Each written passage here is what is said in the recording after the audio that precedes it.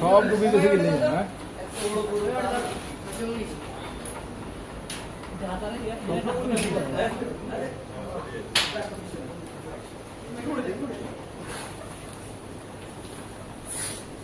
হ্যাঁ হ্যাঁ ওই কমেন্ট ভালো এই কালো মানিকে আর দেখাইলে ভালো হতো এই নাম কি এই নাম কি এর নাম লাল মানিকে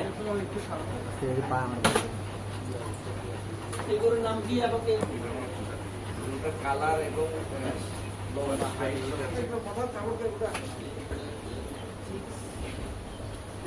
এই নতুন গরু খাও হ্যাঁ নতুন গরু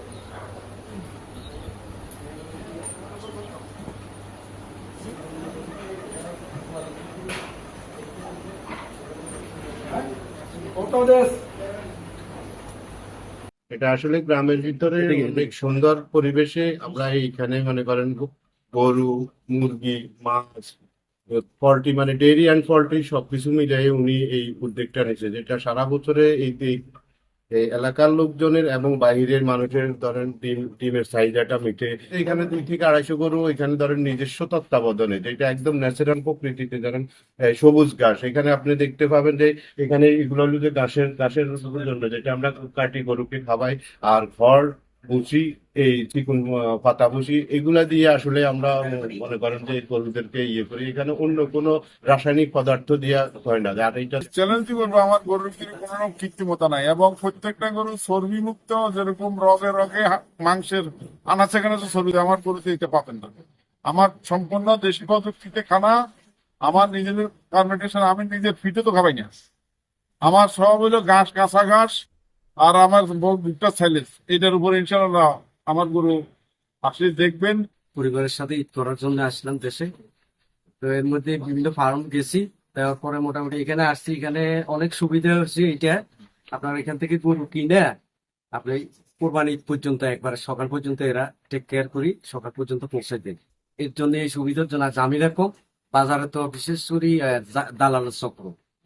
কাদা মাটি বিভিন্ন রকমের সমস্যা হয়রানি তো এখানে আমি দেখছি গরুগুলো আসলে ফার্ম প্রত্যেকটা ফার্মও গেছি দেখলাম যে খুবই সুন্দর গরুগুলো একটা কোয়ালিটি খুবই ভালো গায়ের রং কালার সবকিছু মিলে একদম তো এখানে কালো মানিক যে গরুটা আছে ওটা ওনারা 10 লাখ টাকা চাইছি আমি 7 লাখ টাকা বলছি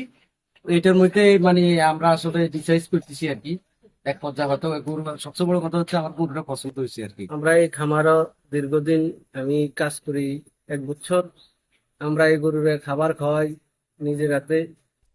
খাবার বানাই আমরা ভুসি ভুট্টা তারপরে গম মিক্স করিয়া আমরা একটা খাদ্য তৈরি করি আর আমরা এই জার্মান ঘাস আছে এদিকে এই জার্মান ঘাস আমরা খাইতে নিয়ে 2 বেলা জার্মান ঘাস দিই 3 বেলা খানা দিই ভুসি খাবার প্রতি বছরের ন্যায় এবছরও আমাদের প্রাণী সম্পদ বিভাগ কোরবানির জন্য প্রস্তুত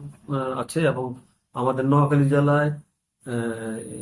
1.5 লক্ষ কোরবানির গরুর চাহিদা আছে এবং তার বিপরীতে আমাদের 1,56,000 প্রায় 6,000 উপরে গরু আমাদের উদ্বৃত্ত আছে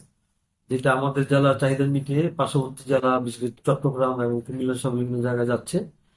আর আমাদের প্রাণী সম্পদ বিভাগ আমাদের 9টা উপজেলায় কোরবানি পশু হাটগুলিতে আমাদের ভেটেরিনারি ক্লিনিক থাকবে ভেটেরিনারি মেডিকেল টিম থাকবে তারা কোনো গবাদি পশুর কোনো সমস্যা হইলে তারা সাথে সাথে এটা চিকিৎসা দিবে এবং এটা এমন জেলা পর্যায়ে থেকে প্রশাসন থেকে শুরু করে সবাই অবগত আছেন তো জাল টাকায় বাজারে এসেছে এরকম নোয়াখালীর মধ্যে কোনো খবর নেই তারপরও সতর্কতামূলক ভাবে আমরা জাল টাকা শনাক্তকরণের মেশিন বড় বড় হাটগুলো আমরা দিয়েছি এবং একই সাথে পুলিশের সাদা পোশাকে এবং পোশাকে পুলিশের নিবিড় পর্যবেক্ষণে আছে বিষয়টা আর গরুর হাট যাতে মহাসড়ক বা সড়কে বসতে না পারে এই বিষয়ে আমরা তৎপর আছি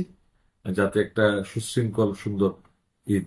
আমরা উদযাপন করতে পারি সে বিষয়ে নোয়াখালী জেলা পুলিশ তৎপর আছে